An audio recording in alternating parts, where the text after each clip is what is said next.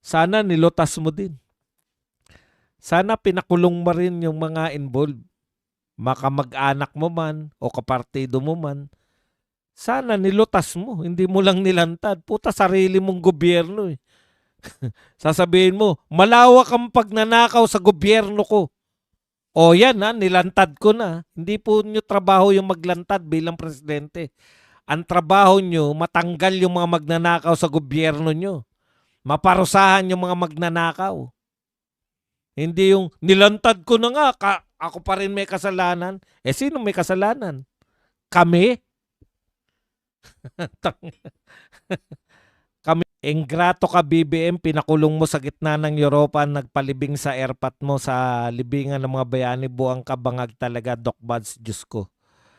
Nag-deactivate na daw yung page na naninira kay Gutesa at Senator Marcoleta.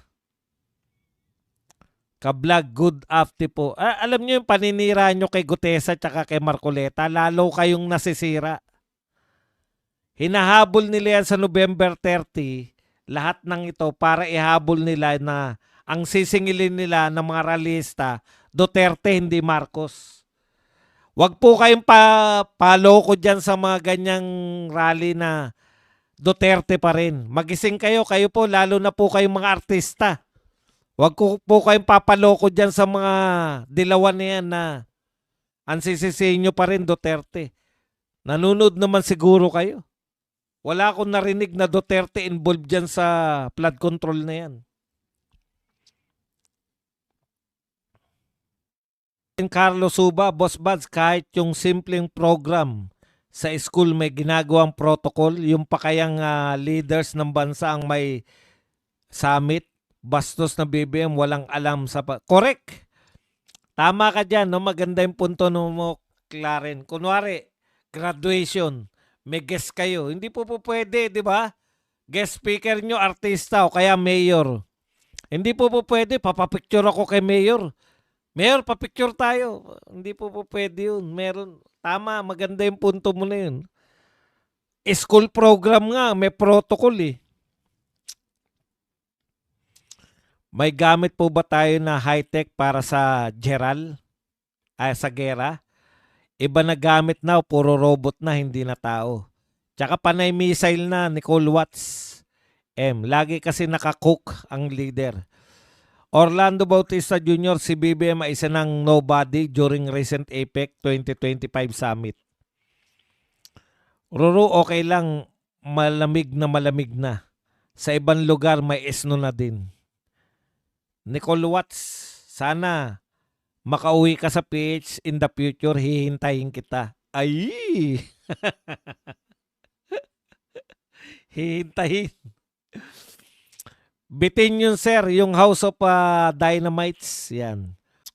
Sabi sa China News, Sir Badong, nilaktawan ni BBM ang dalawang presidente at sa harap pa dumaan, kakahiya talaga.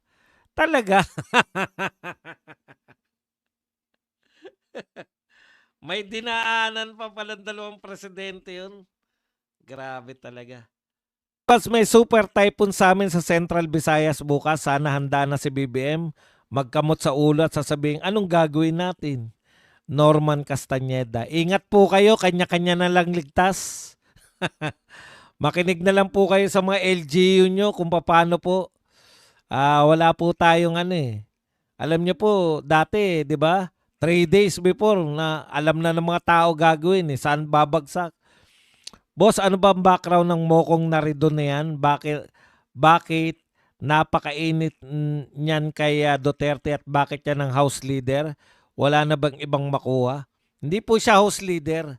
Siya lang po yung committee doon na mag-imbestiga. Ano po yan?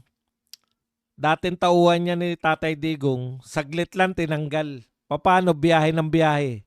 Ilang buwan pa lang na a-appoint, nakapitong biyahe na raw eh. Lahat ng mga pwedeng atinan na ano sa abroad, inatinan. Kaya tinanggal ni Tatay Digong. Yun, alam mo naman, yung mga ganyang itsura, yung mga ganyang pagmumuka, masyado po mababa yung ano nila sa sarili nila. 'Di ba? Pag may mga alanganin ka po, may mga insiguridad sa buhay, mapagtanim eh. Tinaniman niya hanggang ngayon. Nicole Watts, okay lang Nikki. What I told you stays there as it is. Tindi ah. What I told you ah. Have I told you lately, Nicole? Matindi ang usapan yun ni Roro. Mukhang ano yan, usapang puso yung what I told you.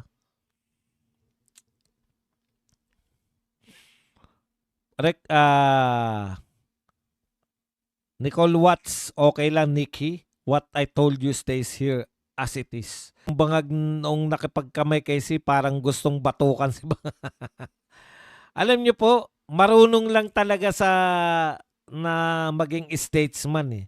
Pwede niya pong ano, yan po pagkakaiba nila ni Tatay Digong. 'Di ba binanatan niya China? O, 'di ba? Paano mo naisip nakababanat mo lang sa China na makikipagkamay ka? Unlike si Tatay Digong, alam niya na minura niya si Obama. Alam niya na minura niya eh, 'di ba? Sa maraming pagkakataon kasi nakikialam sa atin eh. Sa war on drugs ni Tatay Digong eh. Nakikialam si Obama. Minura niya. Tapos magkikita sila sa APEC, unang APEC ni Tatay Digong. O dahil marunong si Tatay Digong, kaysa magkaroon pa ng eksena, dalawa iniisip niya paano pag nagkaharap kami. Kakamayan ko ba siya o iiwasan? Ano man ang gawin ko, pag kinamayan ko siya at hindi nakipagkamay sa akin, di ba? Malaking kahiyan. Pagka naman masasalubong ko siya at umiiwas ako, may makikita ng ano, sikat sila pareho eh. Sikat si Tatay Digong kahit na anong gawin ninyo. Sikat siya nung panahon niya. Ngayon nyo lang dinadown eh. Pero walang panama sa kasikatan lahat ng presidente natin. Opo, lahat po. Pinakasikat na presidente si Tatay Digong sa ibang bansa noong panahon nila. Anyways, sabi ni Tatay Digong, nagdahilan na lang siya. Hindi siya umatin ng dinner at saka hindi siya umatin ng picture taking. Kasi masasalubong niya raw si Obama. Ayaw niya nang magkaroon ng awkward moment. Yun yung tunay na statesman. 'Di ba? Eksena pa yun eh. Magkakaroon pa sila na eksena ng dalawa na iiwasan niya o kaya kakamayan niya. Dalawa lang pwede niyang gawin pag nakaharap eh. Kakamayan o iwasan. Pag kinamayan, dalawa lang pwede mangyari. Isnabin siya ni Obama. O di mas nakakahiya. Ayaw niya naman siguro rin makipagplastikan. So kung Ridon, dating komedyante yan, scream niya epekto. Kahawig lang kayo naman, no? Kahawig lang. Ingat kayo dyan, Sir Norman, sa pagpasok ni Tino dyan sa inyo. Central at Eastern Visayas, sentro ng Bagyong Tino. Huwag na tayong umasa kay may matino pang gagawin si BBM. Nakalikes na, Boss Buds. Sinibak yan si Pectory doon. Puro lakwachay nato pa. Gusto niyang talunin si FBR bilang Junket King. Kuya Buds, yan. Boss, kagigising ko lang kaya late. Nakatulog ako kanina, kaantay sa live mo. Kulela tuloy ako. Okay lang yan, at least nakatulog ka. Si Ridon sumobra sa inom ng Saridon. Wala namang problema sa Dolomite. Correct. Tsaka mahiya naman po kayo. Yung mga taga Maynila po, wala ngang umaangal na taga Maynila eh. Kayo, masyado kayong mga problema. Gusto nilang gumanda yung lugar nila sa Maynila. Hindi sila umaangal sa Dolomite. Yung mga hindi taga Maynila, yung malalayong probinsya. May isang senador pa nga, wag na nating sabing si Loren Legarda. Hindi ko maintindihan kung ewan ko sa inyo.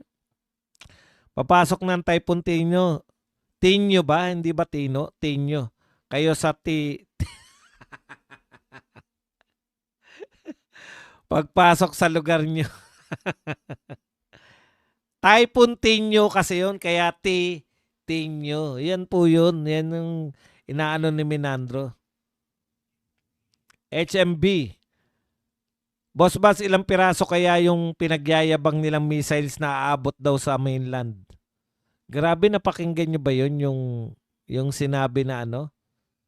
Uy, sino ba yung Cordapia? Bigay mo nga yung link nung Chinese news.